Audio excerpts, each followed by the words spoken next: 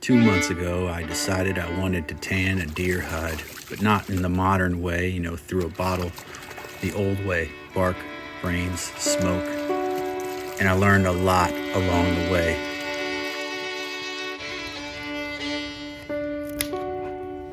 I know it's easy to write me off and say this was some sort of a survival flex, but I didn't start this because I'm an expert or because I wanted to show off.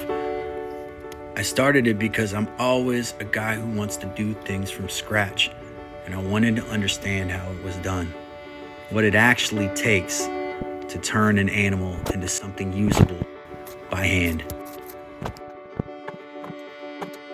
The tanning process is extremely hard work, laborious from start to finish. And this factor of tinkering or fidgeting and the fact that it's challenging was what actually drew me to tan in the first place. The fact that you can tinker and fidget and work something till it's exactly how you want it. I actually started making my tannin liquors out of what I had around me: pecans, the hulls of nuts and acorns. They're loaded with tannins, and actually people have been using them forever. Kind of look regular size here, but they're real small. They're really tiny. The cap's more important even. Some were stronger than I expected, but one thing was constant, and that was I wasn't getting a lot of yield from each batch. Now, if you're gonna tan hides, this part is important.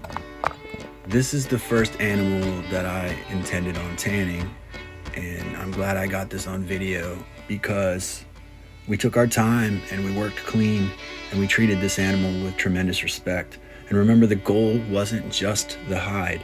It was using as much of the animal as possible. In this case, Heather and I split the duty of butchering this animal, which pushed me to the actual tanning of the pelt rather than trying to maintain the fur.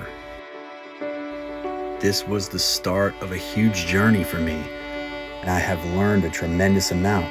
For one thing, every species is different. Males and females are different. The age makes their hides different. And if that animal has incurred any sort of trauma or damage to its skin in its life, that could become a challenge for you as you try to tan that hide. This muskrat that you see here is totally different than the squirrel that you'll see right afterward. The texture and the way that they responded to the tanning process was very different. Being that I was and am a beginner, I wanted to have soft, drapey fur, and that is natural. And I've noticed a lot of people who are starting want that same thing. So I was told to do this, you have to brain tan and you have to smoke the hides. So let me show you what I went through when I smoked these hides. Before I started smoking the hides, I made a fat liquor out of egg yolks, the brains of some deer, and some thin oils, olive and coconut oil, and slathered it on these hides.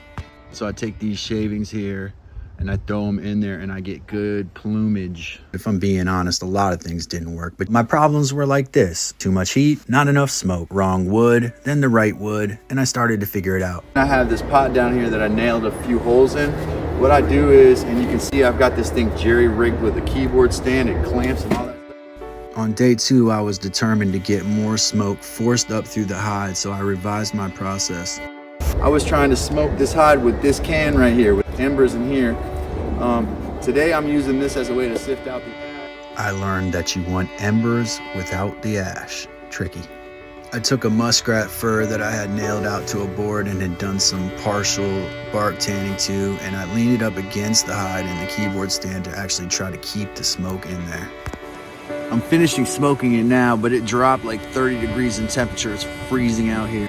To be honest, I don't know that I ever dialed in the smoking procedure 100%, but I did get risky and lower it more and more to try to trap that smoke inside the hide. So I refocused my energy on tanning again, but with a revised philosophy on how to gather my tannins. So as you've seen, I've tanned with nuts and acorns and pecans, but what I'm realizing now that I got these 3 hides, 2 months into this journey, that I need to use bark. So what have I learned from this process over these last couple months? I've learned it's a lot easier to collect big pieces of bark than to break your back collecting tiny little acorns. I've learned to improvise and use the materials around me. I've learned to not expect perfection out of every hide that I tan, and I've learned to appreciate the little scratches and imperfections as character.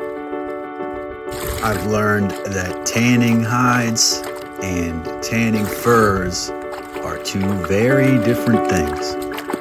Finally, I've learned that a craft like making leather and fur is something that can take quite a long time for somebody to learn, and I'm okay with that.